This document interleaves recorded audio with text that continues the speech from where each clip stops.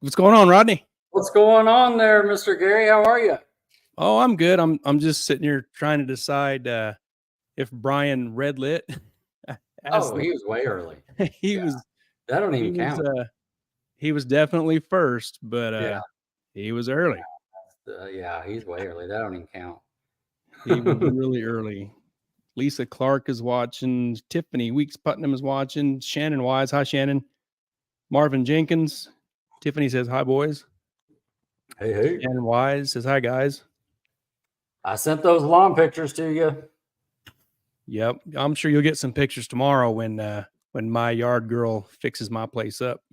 That's funny. You're watching on your page. Is it hitting yours? Let me see. Yes, sir.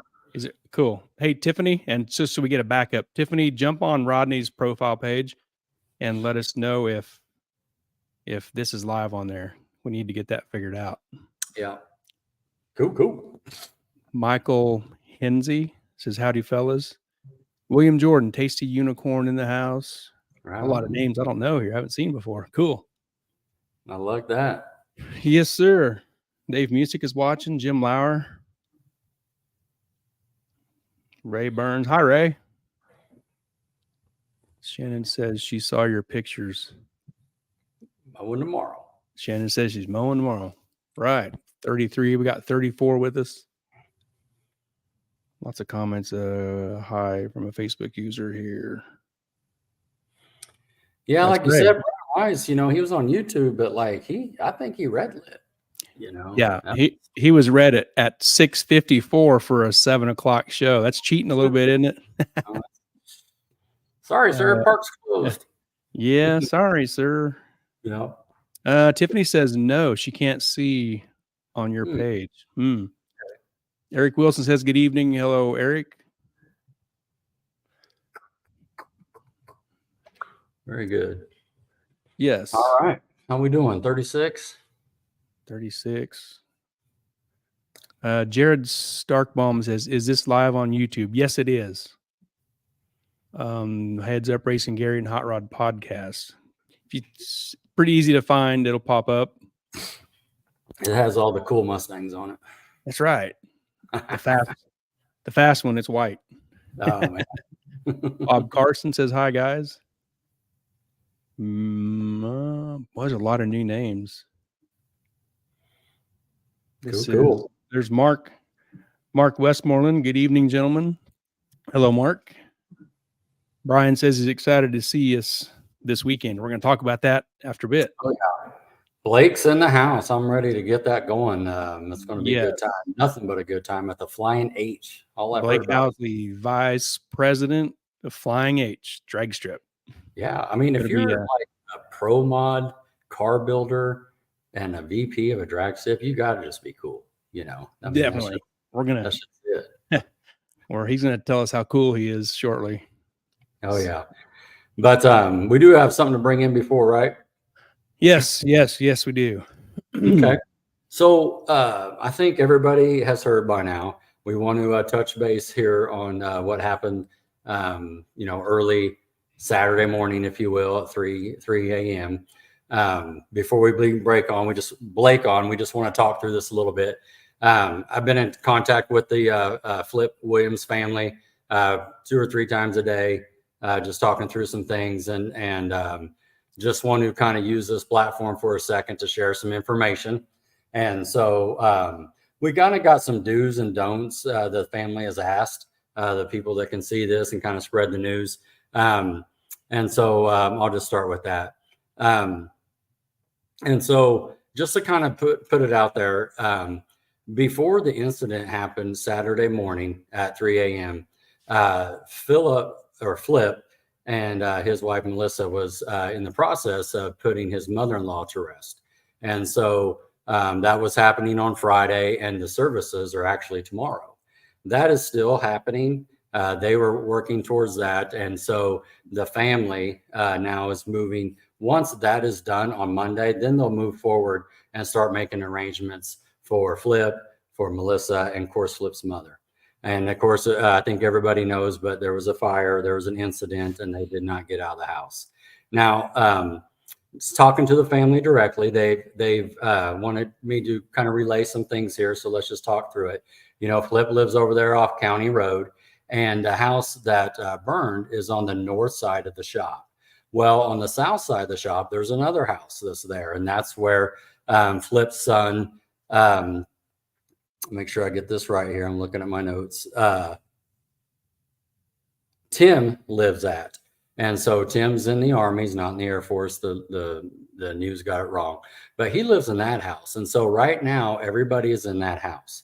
And so they're asking if you would like to come out and visit with them. They will be in that house. They're there right now.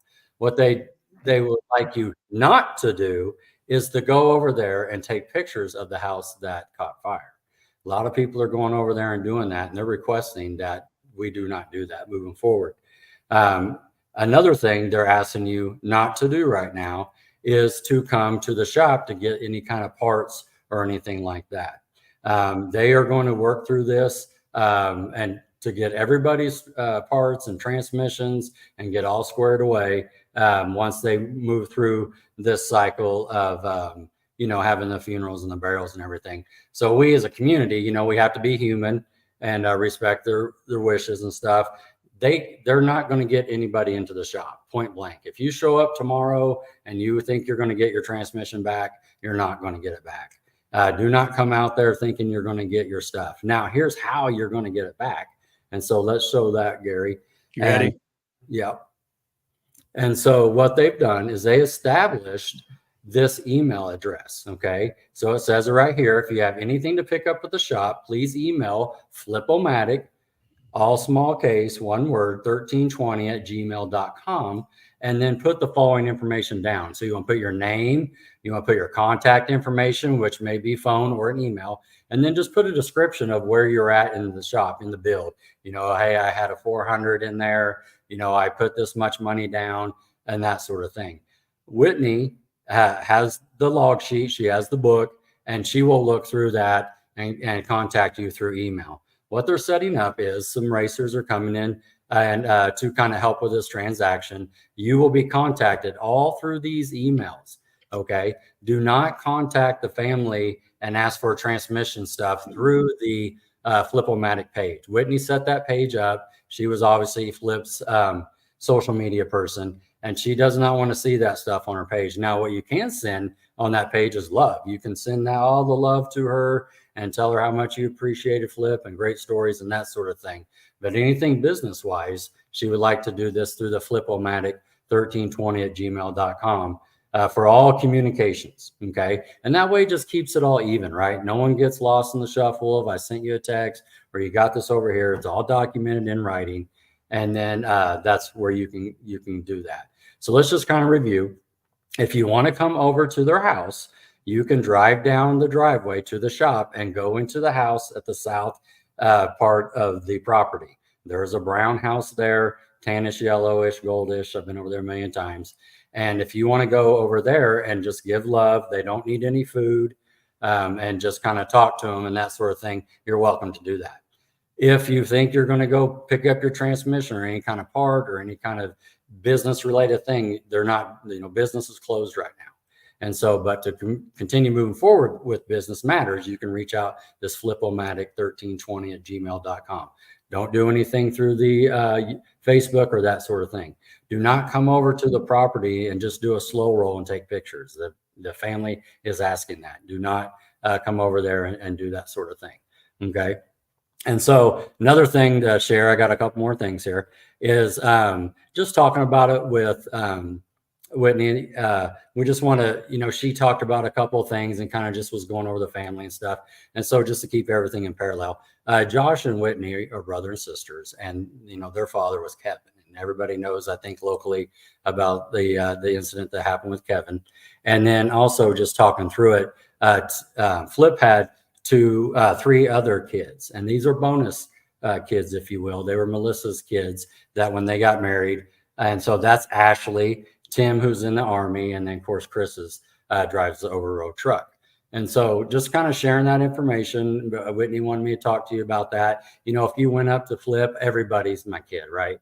And so it didn't matter who it was. And I've seen a flood of emails, texts, or not emails, but messages and texts just about, their own story with Flip and how great, he was. And of course, how he's going to get missed in the community and that sort of thing.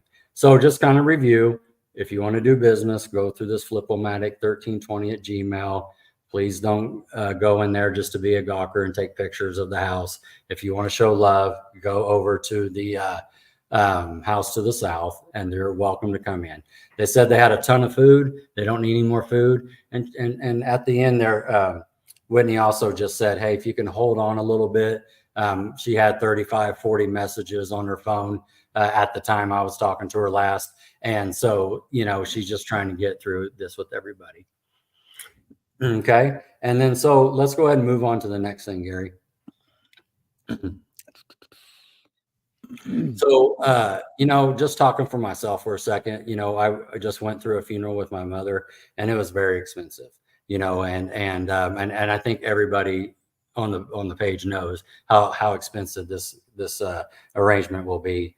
And so there is a memorial fund set up, just got started today.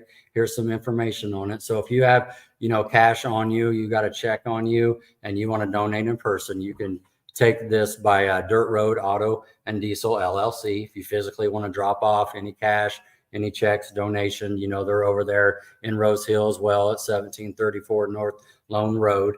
Their operation hours are 9 to 5, Monday through Friday. And there's the information as far as if you want to text Mariah there at 558-7216 to get that money over there to them. Now, there's another available way to do that as well. If you want to go through Cash App, we just do a family, it is, that should be a $. Williams Memorial 2024 is what I was told.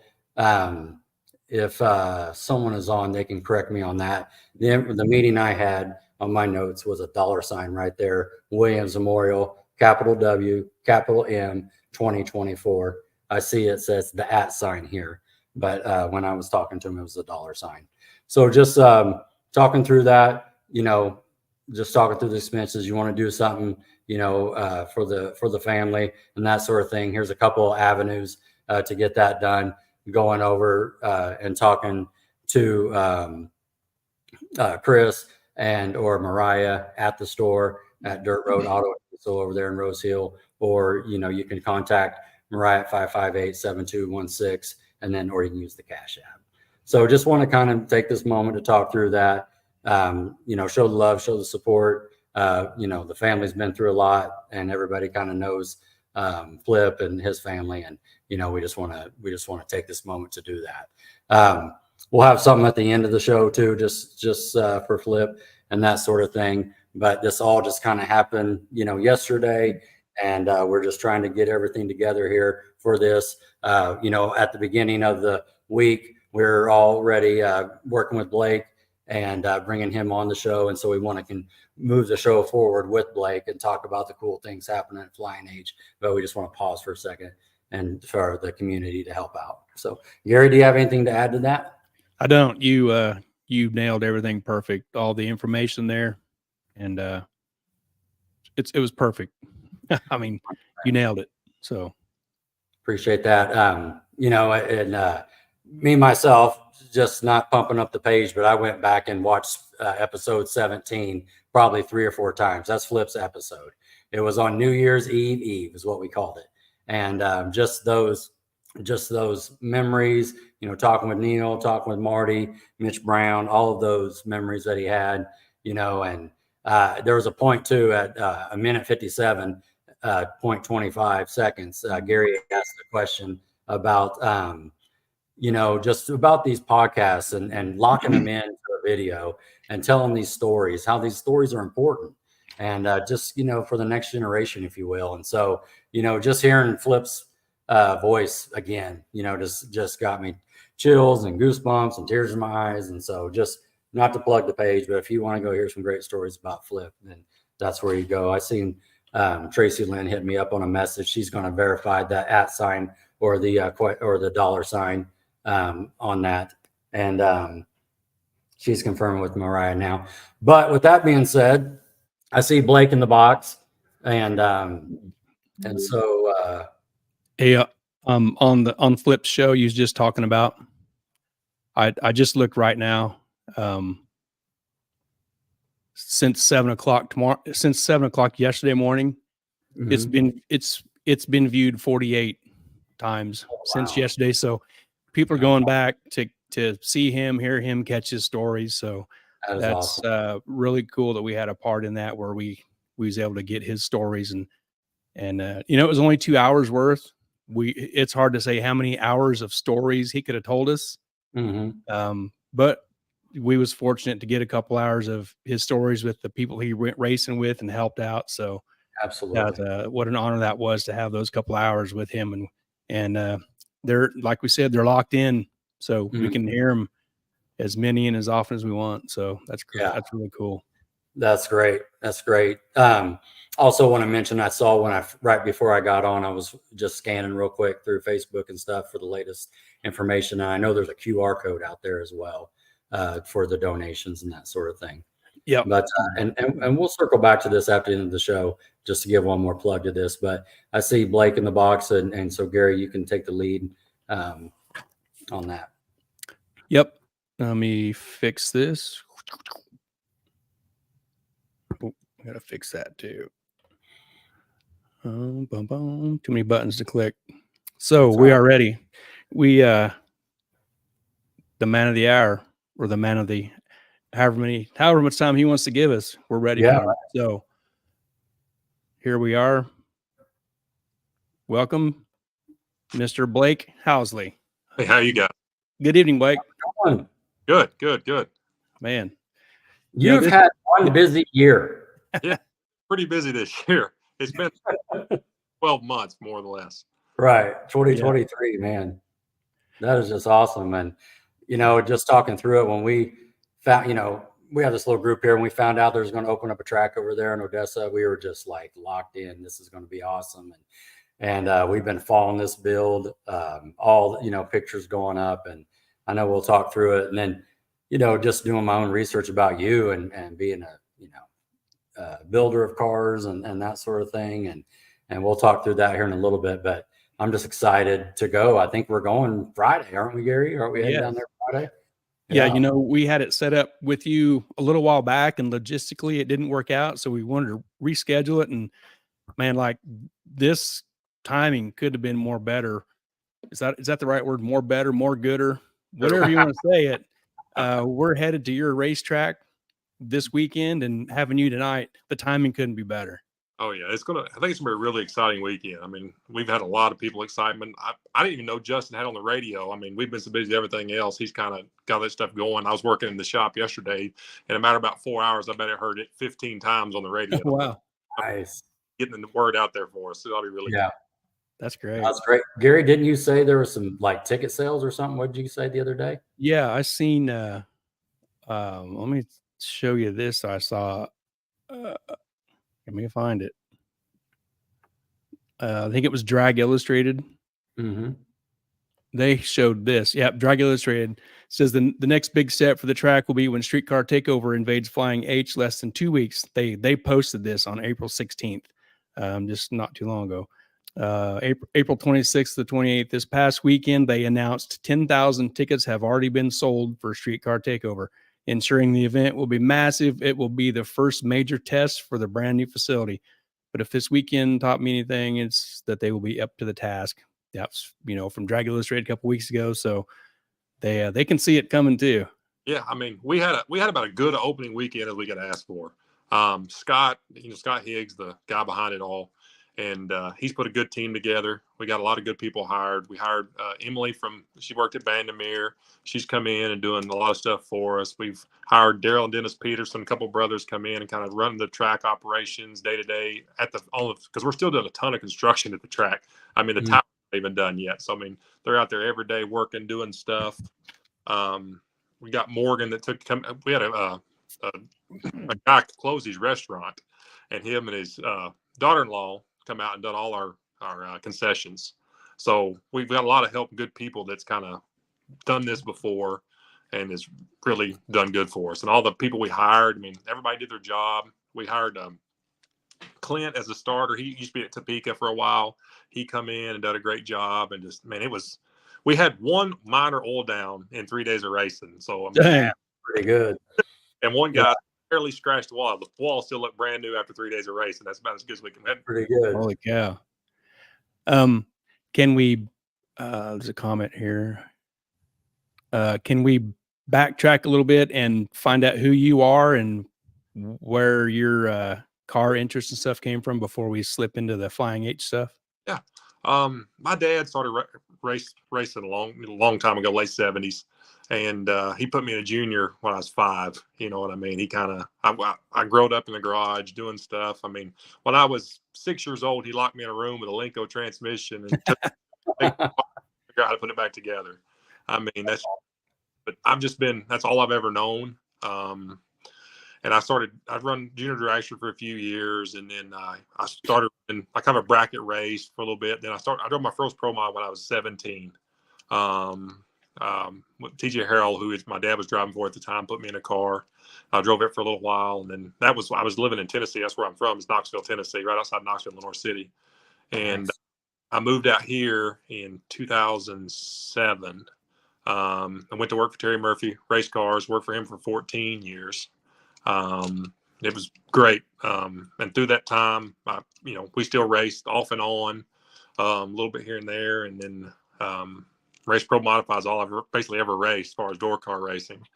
And then that's how I got hooked up with Scott Higgs.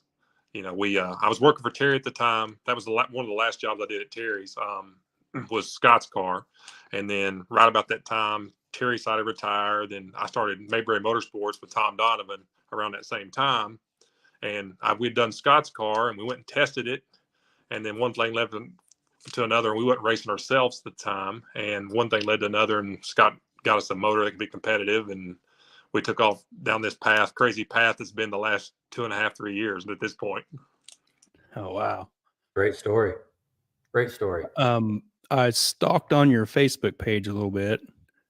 And I found a couple cars. Yeah. I found this Corvette. Yeah. That was Mike Walker, him and Melanie. That was their car. That was after I moved here a couple of years. They would race with Terry Murphy, and that was Mike's car that he had himself was going to drive, and he got diagnosed with MS and really didn't think he needs to be in the car anymore. And the car was sitting in the shop, and we kind of just kept looking at it.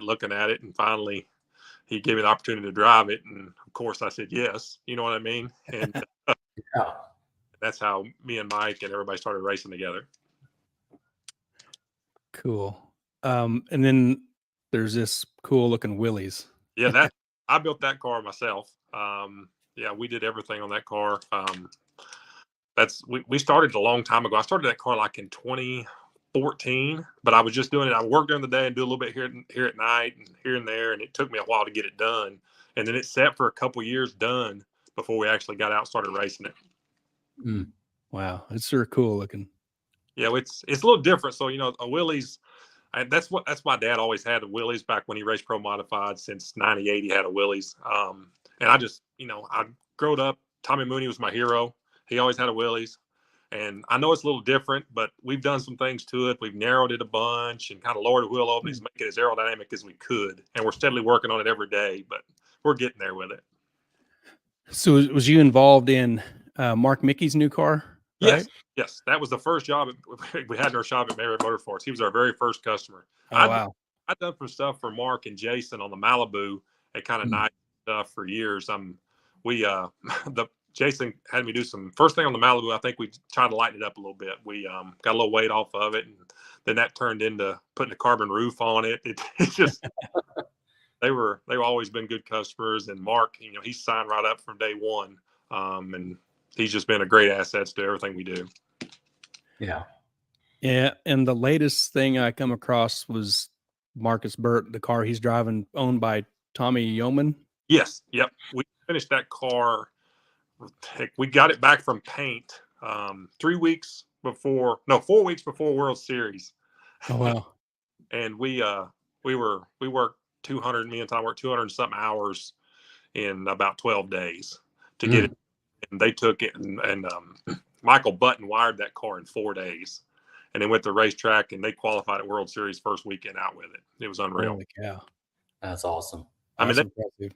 you know, the one thing, when you have dedicated customers, you know, it's kind of as passionate about as you are. I mean, when stuff goes out and runs good, it's easy to see why. It's not us. I mean, we do best we can, but you know, you put the right parts and pieces and have good customers like we have that sees that it has a good end goal. You know, just successful stuff happens. Right. This is a Camaro body. It looks, is it like pretty much a blueprint of Mickey's car? No, this is actually a 5-star body. This is a hoop forward car. The chassis is a little different on it. And Mark's is a hoop back. But that being a Pro Charger car, the motor location is similar. That body's just a lot. Believe it or not, you think the 69 is all cut and swoopy and stuff, but that body there is actually quite a bit better in the 8th mile even than the 69. That sure looks cool. Yeah, he painted that thing. Tommy, we call him Mr. Tommy. He's just a great guy. He's a big Pontiac guy, and that's a factory Pontiac color. And when he told me he's going to paint that, I was like, I mean, it made my skin crawl. You know, me and Tom talk about it every day. Is this really going to look good? Is it really going to look good? Because you know, you look at those cars in that color back in the day, and they didn't really look good. And Steve at S&D's up in Michigan painted that car, and we got it back, and it was just a piece of art. You know, what they can do in that color. It's just like nothing you've ever seen. It looks different in every light you put it in. You could take a picture of that car in our shop, and I kept sending Tommy and the guys pictures of it, and they thought they looked at it. Well, first time he come and saw it in person, he's like, "Wow, that's a different color."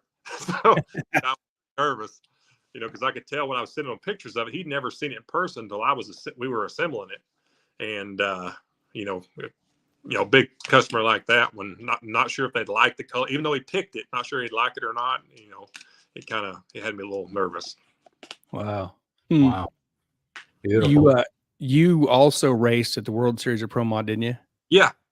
What was that experience like? And it was awesome. I mean, we to just get invited to that deal was a big deal for us. I mean, we really didn't really start running hard until last year, really, I would say. We kind of, you know, we was busy with other things and kind of fought a few bugs on the car and had a couple small issues. And last year we kind of come out and we was the first, you know, we started running in, I think, April.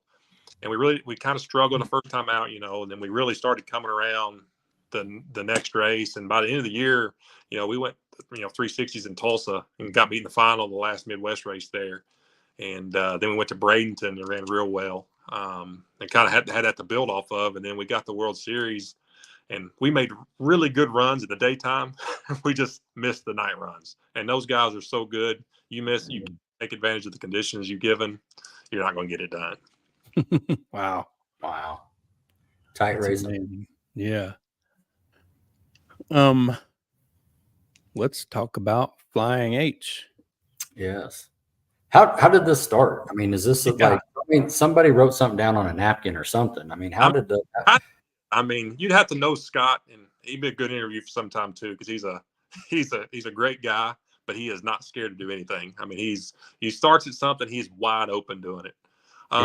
So, like I said, we kind of got hooked up, and started racing together, and he's got a car still. He's got a 68 Camaro or 69 Camaro, and we kind of started running it a little bit, and then it turned into buying a motor. He bought a motor for the Willies, and then we kind of teamed up, and then I think I was at the race shop working one night, because we keep the cars at his shop. And he called me, he come in there and he said, "Hey, what do you think about building a drag strip?" I thought he was joking. And he said, "I want you to go to a meeting with me." And we went down and met Steve and Chris down there at I-70. And they were talking about originally wanting to come on as like a partner, you know, come on as a partner and stuff. He's like, "Well," he said, "I don't really want to do that, but I'd be interested in buying the land possibly." And so we spent the next month and a half. I was trying to talk him out of it. He was trying to talk me out of it. And then we had a meeting February 7th on a Thursday night at like 7 p.m. at his ranch. And we were just going to kind of see who was interested in it. You know, he'd already agreed to buy the land, but he hadn't signed the papers at the time. So we had this meeting. I said, "Let's just see." I said, "I think it's going to be pretty big." And I put out a post on Facebook, created an event on Facebook. and we had the road shut down both ways. People getting people were lined up for 30, 40 minutes trying to get in here to come to this meeting. And basically it was just to kind of tell them what we had envisioned and kind of what his plan was. And when he seen that, I knew there was no stopping him then. We started moving dirt 1st of May and last year. And I remember that meeting you're talking about. You know, we watch stuff on Facebook and all that, like you're talking about. And when that happened back then, you know, I think a lot of the conversation back then was like, "Oh, that's cool. This isn't going to happen." Yeah. You know, the Kansas City won't have a track. Yeah. But you guys did it. Can't really blame them though. I mean, because the way things have went in the past, we thought we was going to have a track from time to time, and it just didn't happen. You know, and we had a lot of people that night was questioning us. Are you sure it's really going to happen? You know, and you know, Scott basically told them as long as he's standing on 2 feet, not in the ground, it's going to happen. Wow. Yeah. The track in Kansas City closed like November 2011. Yeah, I think KCR. Did that, like you as Blake Housley, did that affect your life much when it closed? so. You know, like I said, I was working at Terry Murphy Race Shows at the time. When the day it closed, it was like you went over and took the phone and took the phone off the wall. Oh, geez. The phone quit ringing, just because I think it was the way it closed. You know, it was kind of a shock up until that last month of it. Yeah. It was kind of I think I didn't even know it was even going to close. We read it in the paper. You know what I mean? It come out in the paper, and I think it kind of hit everybody like a gut punch. So everybody kind of just wanted just to run and hide for a little while, and it hurt a lot of businesses around here. I mean, it really did. I mean, and it took us a while to get back going because it kind of transitioned from drag racing to more pro street stuff and street car stuff, and then it transitioned from a business side to like a street race stuff. You know what I mean? And then and that's still the thing we're having to work through now. You know, is people hadn't had a drag strip in forever, really. I mean, they had Topeka, but you know, it was more of a specialty facility and stuff, and you know, but we're still having to work with people to kind of get them back in drag strip mode. You know what I mean? It's just kind of like the heads up classes we're going to have, that little series we're running. It's kind of everybody's kind of up in air about the rules and this and that, and we gotta get them back into racetrack mode, and you know, and see it's going to be good in the long run. We just got to ease them that way. How did Topeka closing affect the racetrack that you guys were building? So we didn't build this racetrack thinking it was going to be Topeka's replacement. When we started, we didn't even know nothing about Topeka closing. You know, we just kind of had our head down doing our own thing. But Scott, we never intended on having a national event at the time. You know what I mean? That wasn't why we built the facility. We want to have big races and bring, you know, some big drag racing back to Kansas City, whether that be pro mod, small tire, you know, big bracket racing. I mean, we just wanted to have kind of just be something different and kind of just have a place everybody around here could kind of be more of a home atmosphere, you know. Plus, we were driving to Tulsa anytime we needed to test. And Tulsa's a great track, but you know, it's 4 hours, you know what I mean? So you're going to test 4 hours down there. So it turns into 2 days, you know what I mean? Mm-hmm. But that was one of the things we joked about when Scott was wanting to do this track. I said, you know, we can rent Tulsa 4,500 times for what it's going to cost us to.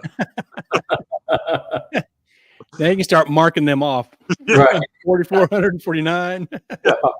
Yeah. So we're 10 years every day. Yeah. Hmm.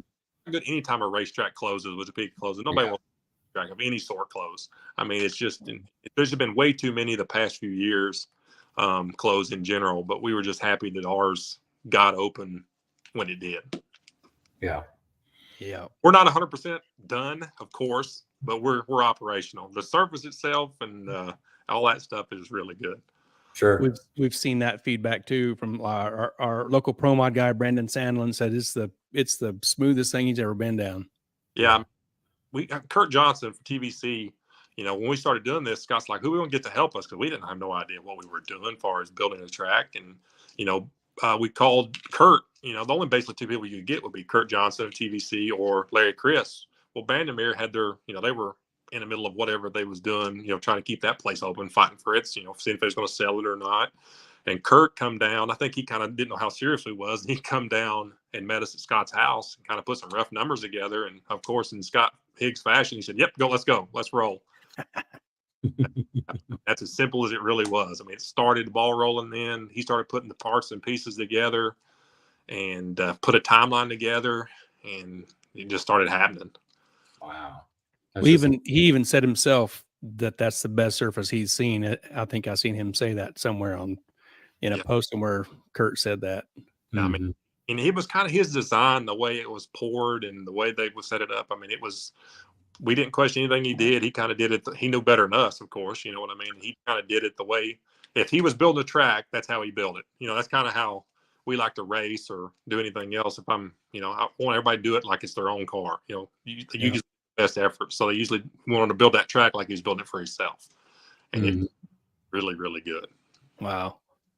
So whose idea was it for have Mark like christen the track? You guys did that during the week? So we me and Mark and Scott are all really good friends. I mean, me and Mark talk every day. And so Mark wanted to come up, and we wanted to, two things. So Kurt come in and kind of puts the initial little bit of rubber down.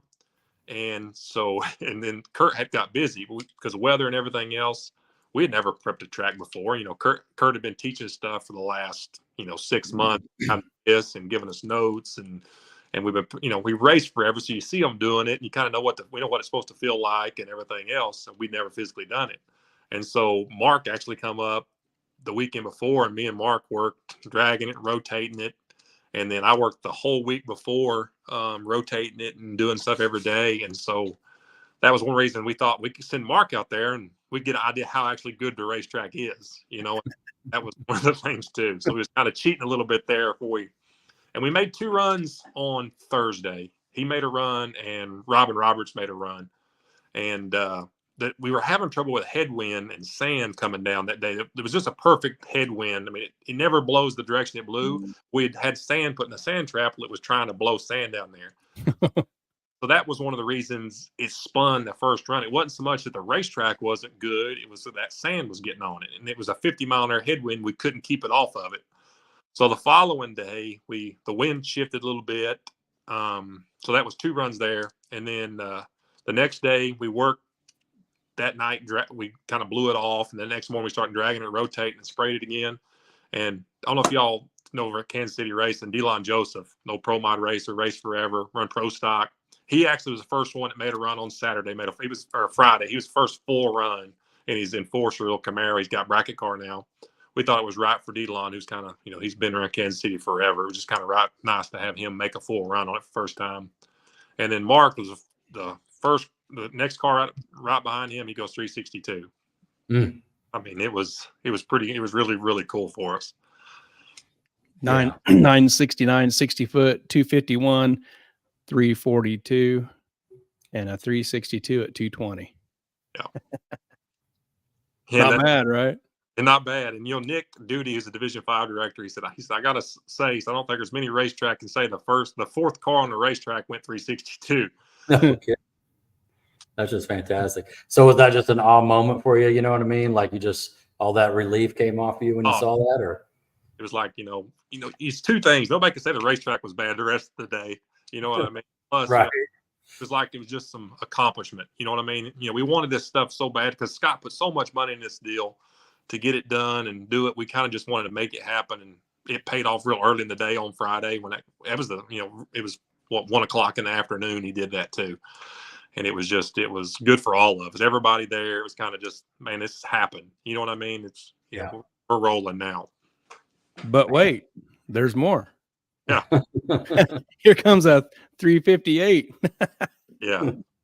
I mean, we seen, he's seen it because the run it made, that 62 during the day, it had one of its better back splits it's ever had. And he said, man, I just think it's because the racetrack's smooth. And you kind of think, it's just, maybe this or that. And he come up and said, I'm going to let it rip, turn a little more to it. And it took everything he threw at it that next run at 58.3. I mean, it was a really good run. Dang, that's cool. That's awesome. And Robin Roberts also visited the right lane there. Yeah, that was the first one. He was the first one in the right lane. Mark's the first one in the left lane. Yeah. And Robin went really fast too. Of course, he don't show time, but he went really fast. Sure. Yeah. Yeah, he only went 652. Yeah. But he went 955, 60 foot. Oh, exactly. Not too bad. You talked about that meeting that was in like February Uh-huh. and stuff that went down in like May or whatever. Uh-huh. This is a picture I found from April 6th. Just a bunch of dirt. Yeah. I mean, So, Steve estimated come in and he moved a lot of dirt. I mean, because when they were originally going to do the track, they had done a little bit of initial dirt work, but one thing Scott wanted to do was have it be long enough that we never were limited to what we were able to do. So the track, he actually moved the start line back 400 feet back from where it was originally going to be at. So that took a lot more moving dirt and changing a bunch of stuff. And plus we wanted the shutdown area more uphill. And it really come together. It's amazing seeing a little over a year ago how much that place has changed. Yeah. April 6th, 2023. Wow. It's a pretty big change. Yeah. So is it go ahead, Rod. I was just gonna say busy 12 months for sure. Yeah. The surrounding area there, is there like any much for housing or farmsteads or something that could cause a problem in the future with complaining about noise and stuff, or is that probably not a problem? So there's some houses on the far end of the track. But to be honest, and we've went over and talked to all them, you know what I mean? Had to kind of offered them free tickets or whatever they wanted, you know what I mean? And a couple of them were actually racers, so that worked out good. Oh, good. Believe it or not, it's weird the way it's in it, because it kind of, you'll see it next week, it's kind of where it's cut there. When you're standing on the top end, you really can't even hear the cars. It's weird. It's really, really strange, but I don't think it's going to be an issue. The only issue we was going to have is the first time we turned the lights on the place, we didn't have them adjusted. You could have played football in the field across the street. So that would have been an issue. But other than that, I think we're going to be okay. I really. And it's pretty close to interstate, right? Just north side of the interstate. Yeah, it's right. It's on the outer road. It's right off the interstate. Right. Yeah. They got local, hotels and that sort of thing. So that's one thing. You got to go to Oak Grove is the closest place. That's 12 miles. Okay. 15 and be in Blue Springs, where there's all kinds. But there's a brand new Holiday Inn there 12 miles away, which isn't bad. You know what I mean? It's far enough out. They're probably not going to mess with us for a long time, but it's not so far. Got a 30-minute drive to town. You know what I mean? Right. Yeah. Perfect. This is a cool photo here. It shows how big this thing is and how long. Yeah. You'll see next week. The shutdown area is pretty good distance uphill too. So it's I know Mark, he said he never touched the brakes. He didn't think he was going to get off the track. Now I get he was running 8th mile, finish line the quarter mile before he pulled the chutes. Got to start it back up to get off the track, right? Actually, Robin did that one of the runs he made because he didn't get off, so he started it back up and drove it off the track. So, well, I hate to say it, I saw Jason Golden drove into the sand. Yeah, I don't know really what happened. I don't know if he was going up the hill and it kind of flattened out there at the end, just kind of lost where he was at, or if it's something failed. I really don't know. I know he didn't pull his chutes. He went 180 mile an hour. Yeah, I really don't know what happened there. This is a pretty early picture too. Yeah. Before the tower's even there. So the tower didn't even really start until January of this year. Right. Oh, right. Yeah.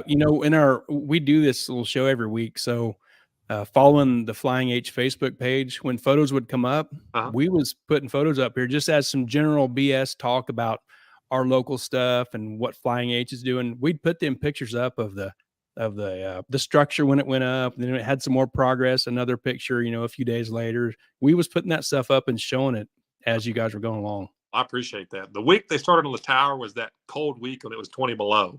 Right. You got a little comment here from Jason. Oh, there's Jason. Hey, Jason. Sorry to call you out. Driver screw up. It happens. It happens. We all do it. I know I do it plenty often. Absolutely. Is that an active dirt track there? Yeah. They had a race this weekend actually out there. Yep. Is the dirt from there a problem to the track? If the wind blows the perfect direction, it is. But like last year, we went out there every race they had, and it really never blew over. And I went out there today, and there was hardly any dirt on it. There's a lot of pollen on it, but there was hardly any dirt on it. So, And we're looking at making like some sort of roll cover for the lanes. You know what I mean? Just to kind of cover them to protect them for their bigger races. But we're not going to race on the same weekend. Of course, they are. Sure. Right. Speaking of racing and that sort of thing, how did you guys come up with the schedule? Because I know your schedule is pretty heavy for first year.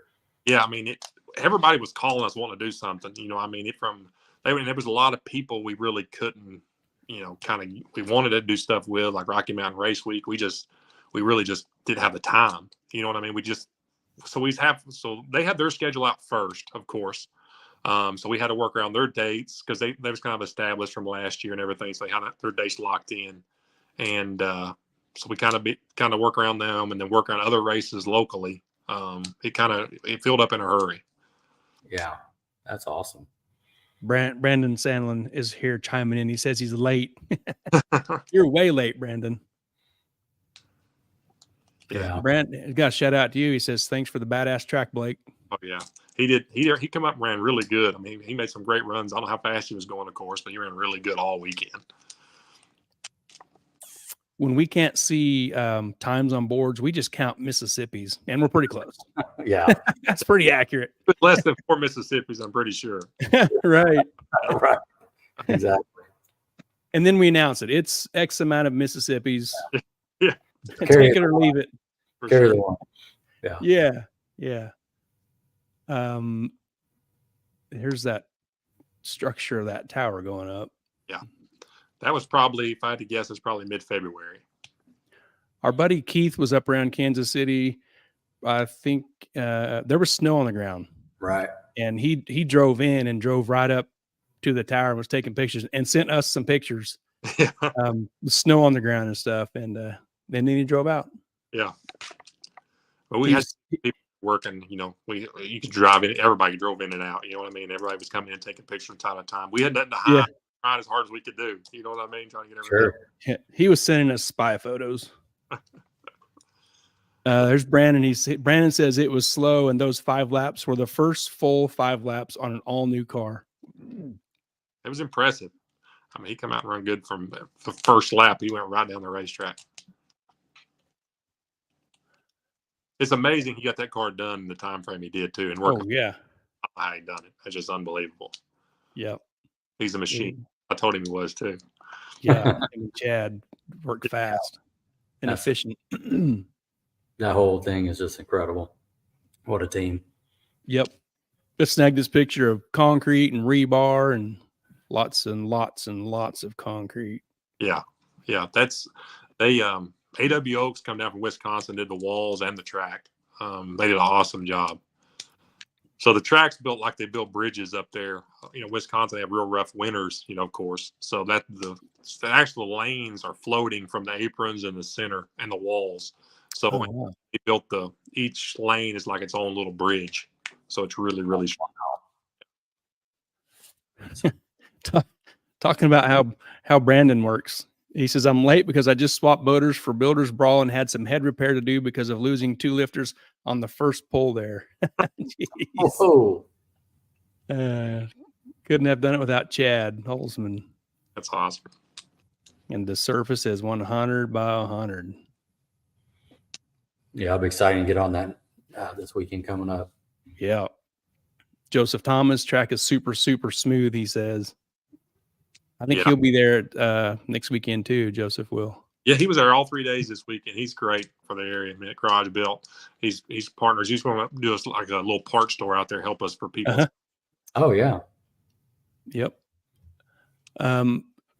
This picture of some lights I snagged shows some lights up there, and yeah, that was the first night we turned.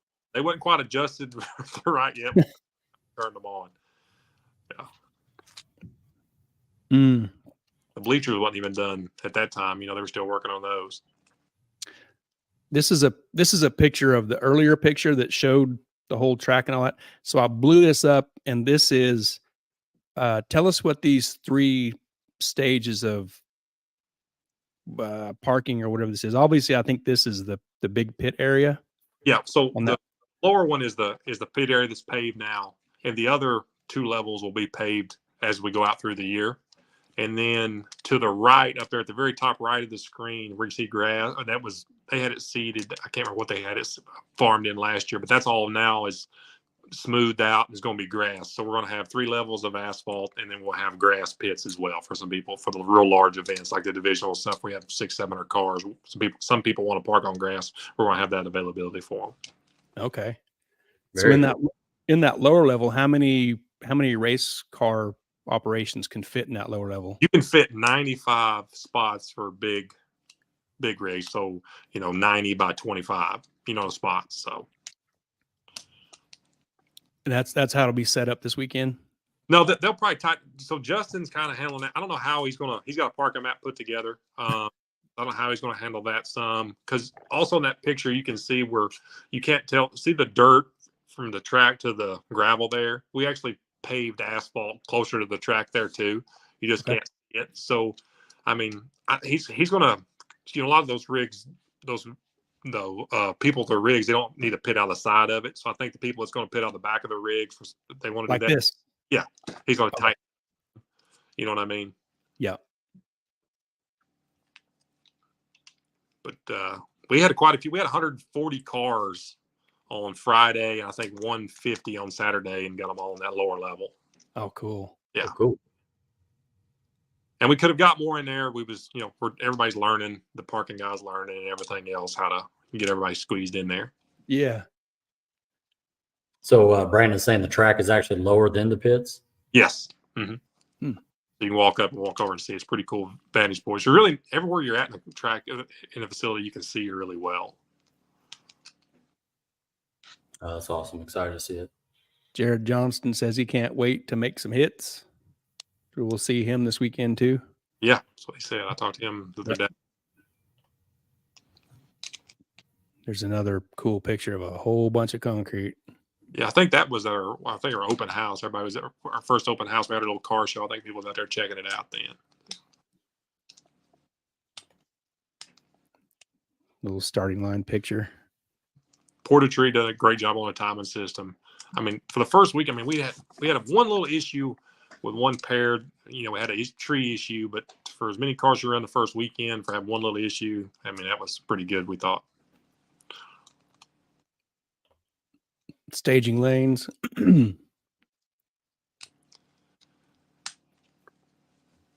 Here's the sand where you don't want to go, Jason. We got a couple catch nets that we're getting put up right now as we speak too. We just kind of run out of some time for that. So, but they're on site. They're laying on the wall there in that picture. So they'll be up hopefully by this weekend. Cool. Another photo of the big broad picture of the bleachers. Yeah, the bleachers came from Atlanta Dragway. We actually have 300 more feet of them if we wanted to put up on the right side, but we was going to put those up. But I think Scott has kind of decided we're going to put he bought our scoreboards are actually video boards. You'll see them out there this weekend. I got a picture of them here. I just wanted to ask you about it. He bought another one that's 40 by 20 that's going to go on like 330 on the right side for advertising and stuff as well. Oh, cool. This. Yeah. Those are really cool looking. Yeah, they're really bright and they're really cool. And I mean, this is how last minute we were. They haven't even Portatree was working on writing the software to be able to put winter lights on those, because like the edge of the scoreboard on the left side is actually going to say winter and have it for a wind light.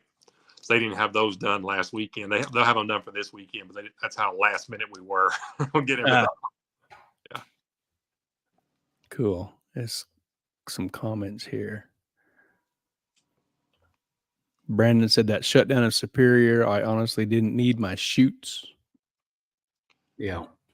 This is a Facebook user says, this is Jason's wife, Tina. She says, would you like the sand back that we took home?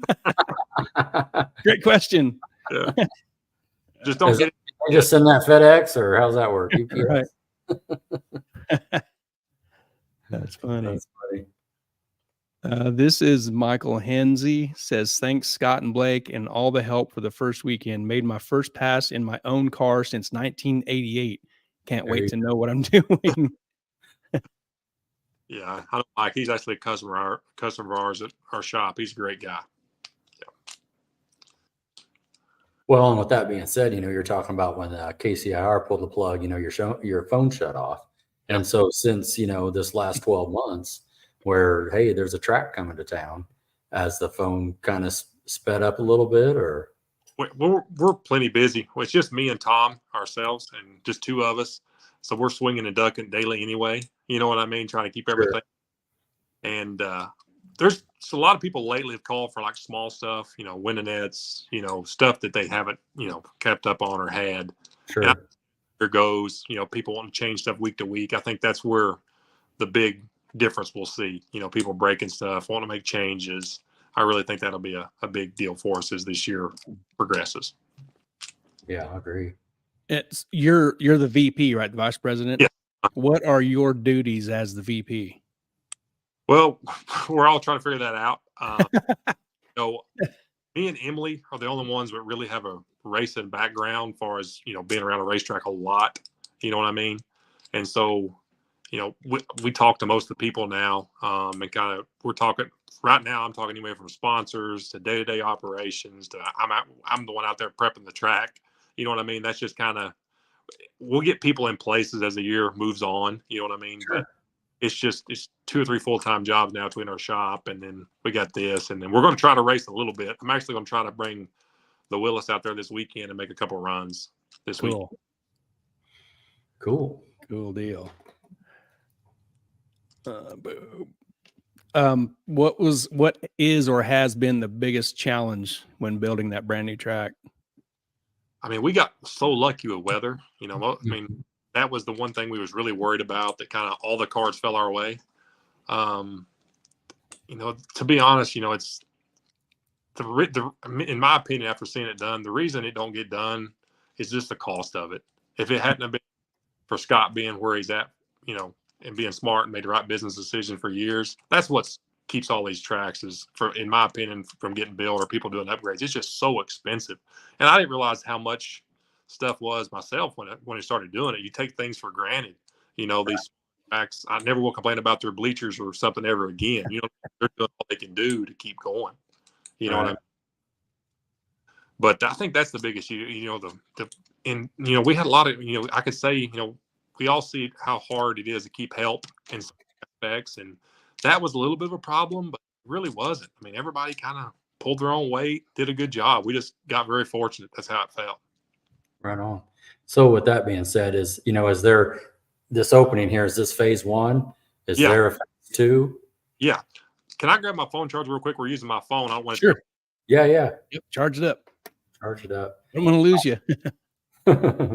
Hi, Rodney. What's up? All right. Let's bring this on right here. Facebook user, that is John Landwehr. John says Flying H is a killer track, made 13 passes opening weekend, including a new personal best. There will be a lot of fast passes at this facility. Thanks, Scott and Blake. Nice. Yeah. Very nice. Yeah, I'll just, it's funny too, when they were talking about Mark Mickey, of course he was the first car down, and, they called it a track record. I thought that was awesome. Yeah. Yeah. I bet that's going to happen a lot though, as far as people running their personal best and going fast and that sort of thing. So yeah, that's good stuff right there. Yeah. But I'm excited to see it, just the layout and the flow. And I was trying to picture too, with that section in the back being up high with the golf cart pushing down, and how far that is and that sort of thing. Be cool to check out. They have a full tank of gas in the golf cart. Oh yeah, I'm topping it off. And a bag of Cheetos. Yeah. And he's talking about the track record. Mark couldn't have been nice enough and put it in reach for old nitrous car, at least for the first weekend. He had to drop it. Yeah.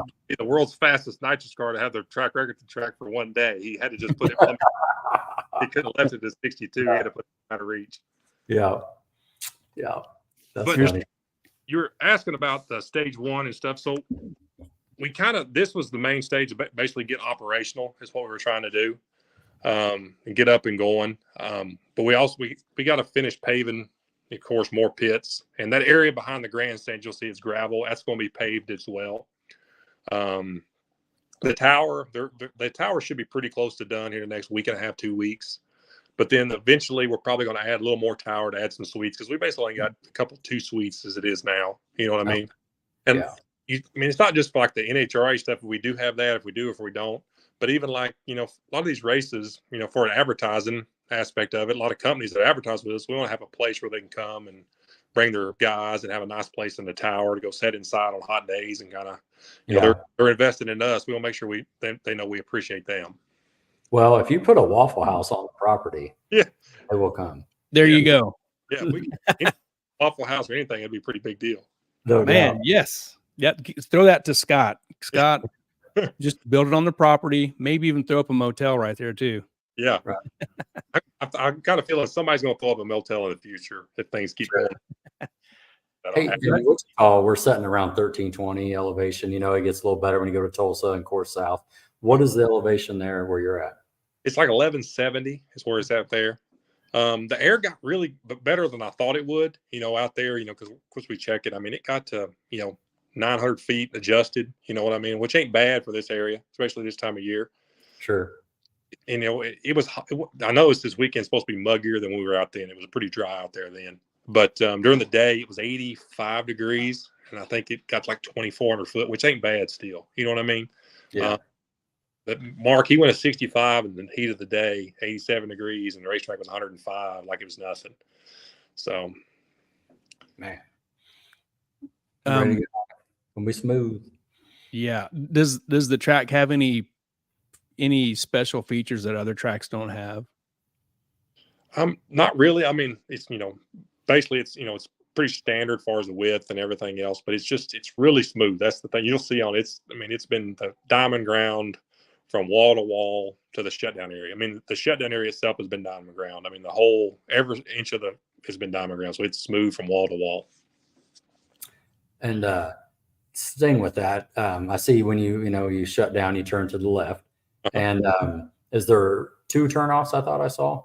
There's a short turnoff and the long turnoff. The main turnoff, and that's one thing we did do. From a racer aspect, from being a racer myself, when you turn off the track, it goes downhill some. So once you make the turn, you're about stopped. How many y'all race? You turn off the track 9 times out of 10. You're not either carrying way too much speed. You got to stop because the guy in front of you, or you're not enough speed. You stop right where you turn off the track. Well, as soon as you turn off the track, it starts going easing downhill, so you can go right around the corner real easy and coast.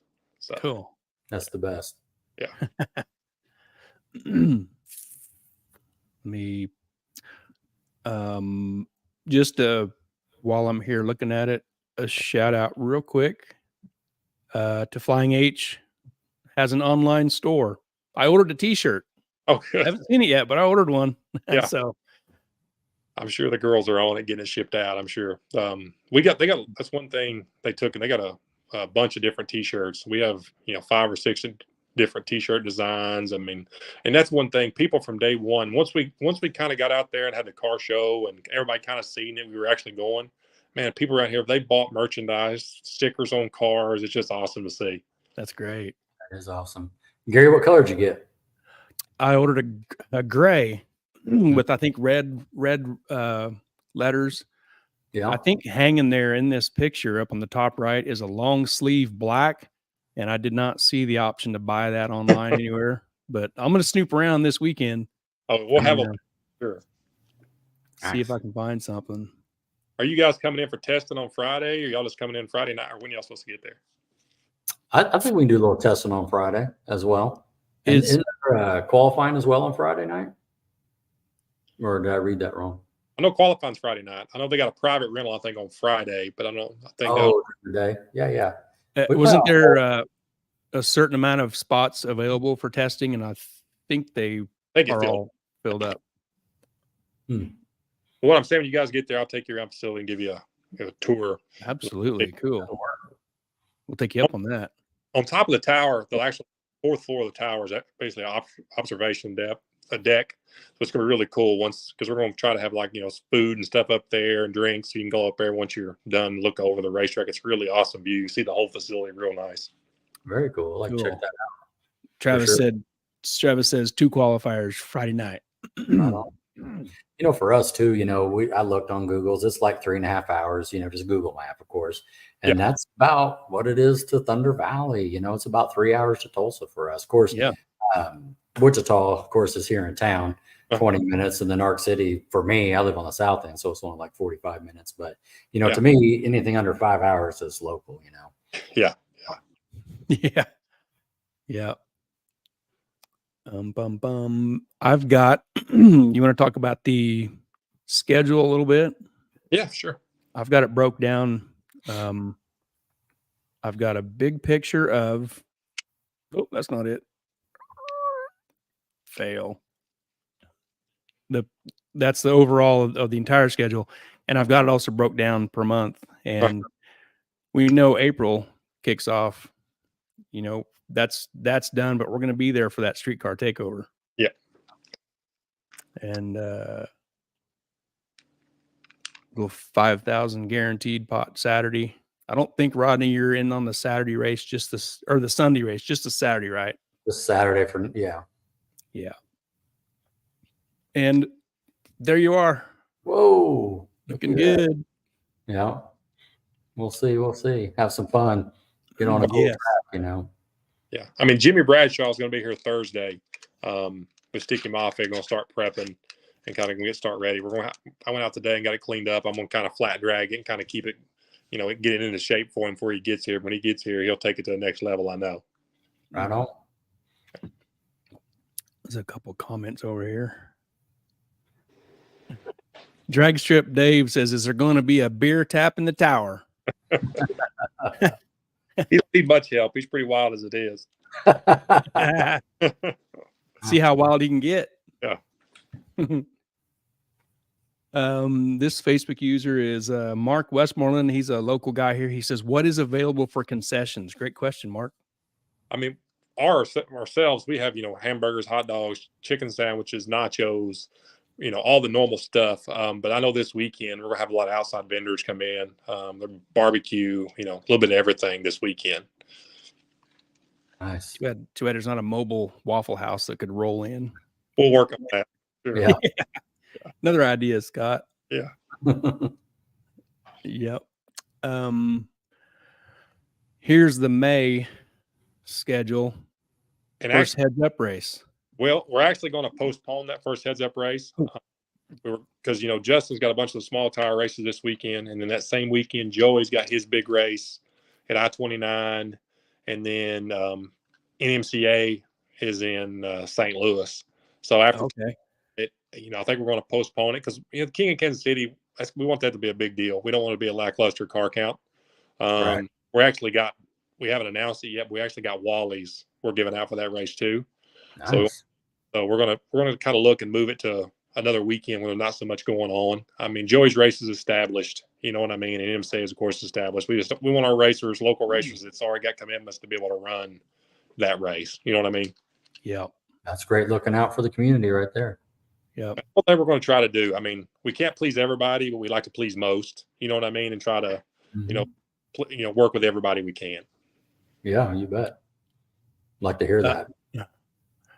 May 24th and 25th, Street Outlaws, No Prep Kings. Yeah.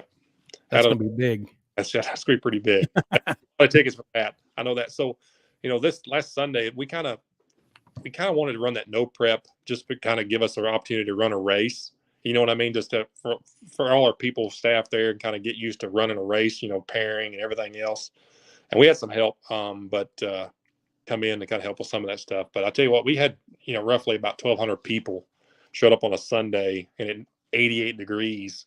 We didn't have a great car count because there's a lot of other things going on, but man, spectators come out for that. So I just could imagine what this no prep Kings race is. Oh yeah.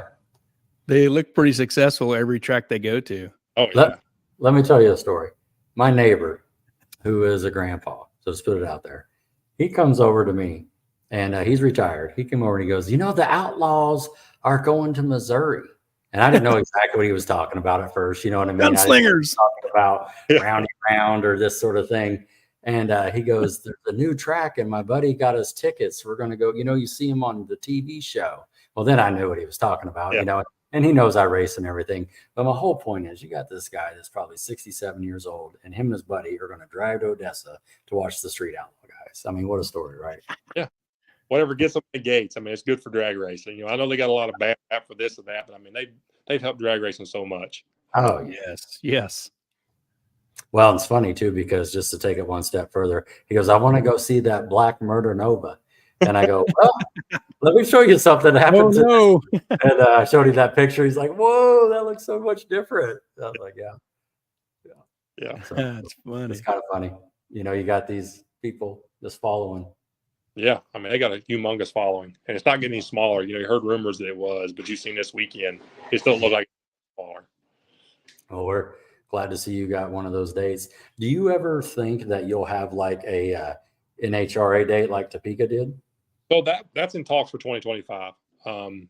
We had kind of at one time had considered they wanted us to have it this year, but we're just, you know, we need to finish doing everything we got to do. We had more paving and everything else. But that's the goal, to hopefully have one maybe in 2025. Okay. No, that's good. Cool. That's May. Here's June. It's a test and tune and some bracket racing. Yeah, so not the June, you know, that's one of their big races at the round track. You know what I mean? The circle track. So they have 2 or 3 weekends pretty booked there. You know, that divisional, they're expecting 600 cars at that deal. Wow. So it's going to be a pretty big deal for us, I'm sure. Nice. July, some more bracket racing, test and tune.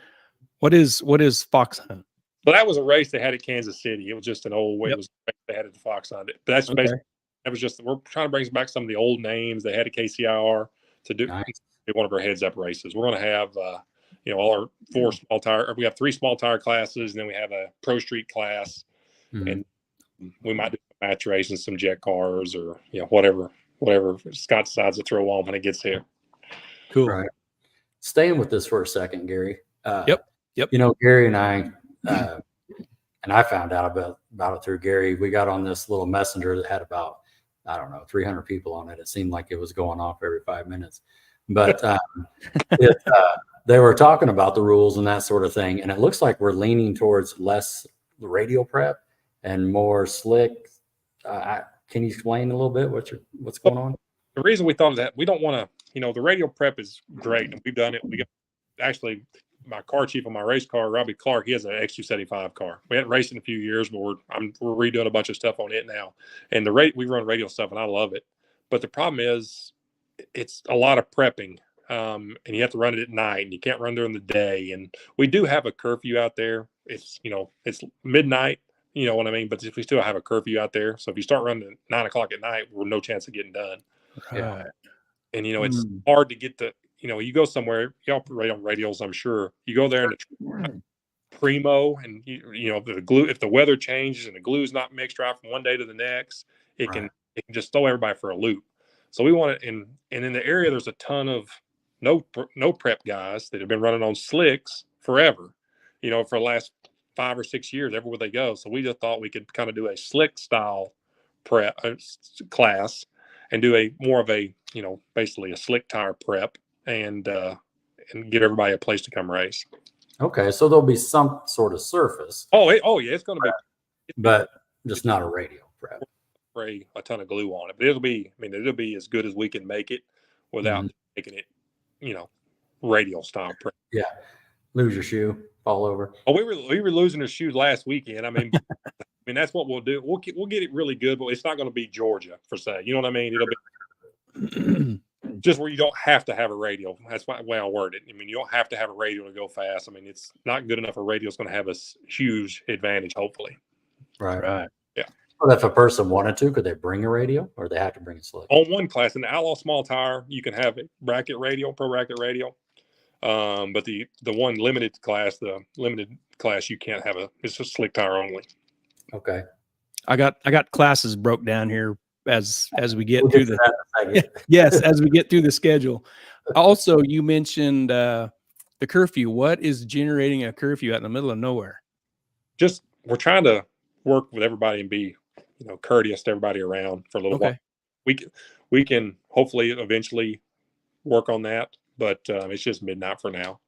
We just be courteous to our neighbors and stuff. I mean, like I said, the noise ain't so much, but them lights are bright. You know what I mean? And so hopefully that can change, and if we needed it to, but we're going to kind of work on that for now. Okay. Fair enough. Here's August. Some bracket test and tune and pro mods, nostalgia brackets, and heads up cars. Yeah. That's going to be, they used to have a door slammer race at KCIR. It was always the biggest race of the year. So we'll have that out here and just kind of make it a big weekend. Our big thing, we want to have our own races and kind of be that are known for us. You know what I mean? You look at a lot of the tracks that are successful across the country, Norwalk and places like that. They have their standalone races that people plan on coming to every year. And hopefully that's eventually our goal, where it doesn't, not against anybody that puts on their own race, but we have our own stuff that everybody wants to come to at least extra. On their calendar, they fill it out for these races every year. Yep. Right. An annual destination every time. Yep. Yeah. Cool. Here's September. Test and tune, another bracket race, ET finals, and a big pro mod race at the end of the month.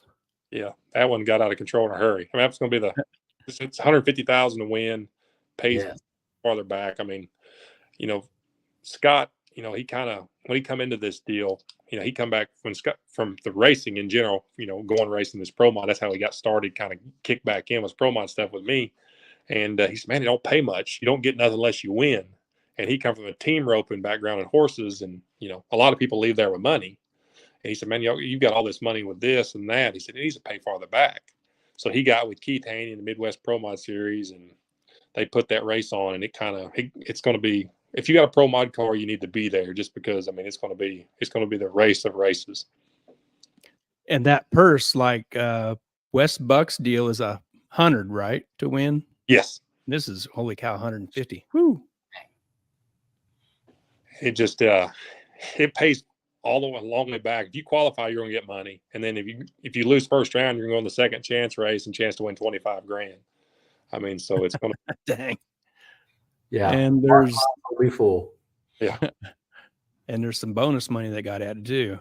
Yeah, it's $1,000 best reaction time, and then I see it put $10,000 low qualifier. I mean, it feels like Keith with the Midwest Drag Racing Series. Keith Haney, he's worked. I think he works on this thing day and night. I mean, he's been a huge help with this stuff, because we've been trying to get racetrack done, and he's been working on this race. And between him and, you know, Mark Mickey's brought a bunch of people onto the table. It's just, the race seems like every day I get a text, my phone's going off, that this is added, that's added, which is great. But it's just a crazy to see how big that race is going to be. That's awesome. Wow. We raced down there in Tulsa when they had small tire back in the day. We go down there twice a year. Yeah. Throw down. Yeah. That was fun, man. We'll be there in a few weeks. Actually, we're going to try to run that race for a Midwest Pro Mod. We'll run our stuff down there. So I raced my 5-second car in Radio versus the World because I didn't fit in any other class. Yeah. That's all right. Yeah. It was fun. It just being there and doing it was fun. So, you know, that track, as good as it was, I mean, good as it is, you know, that's the main thing. There you go. Here's October schedule. A small tire shootout, a test and tune, streetcar takeover coming again. Yep. All right. Import face off. They're always big. Another test and tune, and October. That's going to be like, I think that's going to be like an end of the year. We'll have a radio race. So that'll be our long radio race end of the year. I seen the name of that when the schedule first came out, and I'm like, hopefully that's like a sticky track name for a race. Yep. That one's going to be more of a radio prep based race. And we're working on stuff with that race to make it big too. Hopefully some stuff comes on that in the next month or so. Import face off. Them are pretty popular too. Pretty big events. Yeah. I mean, you see, we don't have, if you look at that schedule and the round track schedule, we don't have any, there's no opening weekends. You know what I mean? It's crazy. This is John Landwehr. Says Blake is a machine and all business at the track. Kansas City is lucky to have him. Victory Nostalgia Superstock. Is that what NSS is? Yeah. Victory Nostalgia Superstock Series Points Series. Can't wait for August 2nd and 3rd. Cool. Yeah, everybody is. We got a lot of different style races this year, and everybody is excited about coming to their racetrack and running what their car is. You know what I mean? super stock to the street car takeover, and I mean to the pro mod. Everybody wants to come there because it's. I know it seemed like it, but everybody run personal best this weekend. I don't know if it just felt like that, or if the air was perfect, or if it just everybody went fast. That was just so cool to see. Save me one from this weekend. I'm hoping. Right. Sure. Challenge for Rodney. And here's a like a flyer for the bracket race in 2024 bracket series that I found.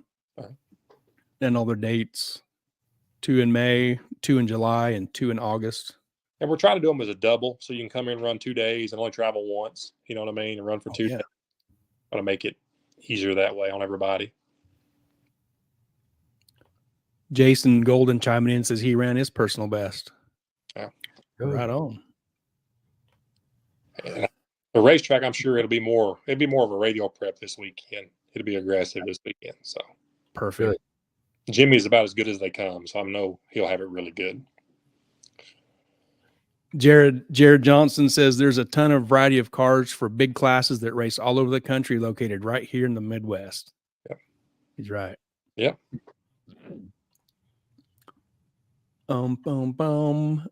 Here is the race series classes, super pro, sportsman, all the way down to the junior dragster stuff and the heads up classes, which is where our interest is in Pro Street, Outlaw, Small Tire, Limited Street, True Street, 580 and 650 Index. Lots of stuff for everybody. We try to have something for everybody. Yeah. Get in where you fit in. That's right. I think everybody's got a car fit one of those classes. If they want to move this, I think they can get in. Yeah. Next I got Outlaw Pro Street Rules. 34.5-inch slick. Minimum weights. You got some minimum weights: small block nitrous, big block nitrous, small block boost, big block boost, and a big tire weight. Yeah. We kind of just went around and looked at some classes that kind of try to fit cars in the area that would fit and kind of make them not get too real crazy, but make them where they could come. And, we almost made that class 2 roof and quarters only, but I mean, it's so hard to do that anymore when there's, like Brandon Sandlin, his car, it's hard to tell he can come and then tell a guy with a pro stock Cobalt they can't. You know what I mean? It's just nothing against him. It's just it's evolved. You know what I mean? Yeah. Jared says, any interest in doing a high school drags race like KCIR had back in the day for the fall and spring?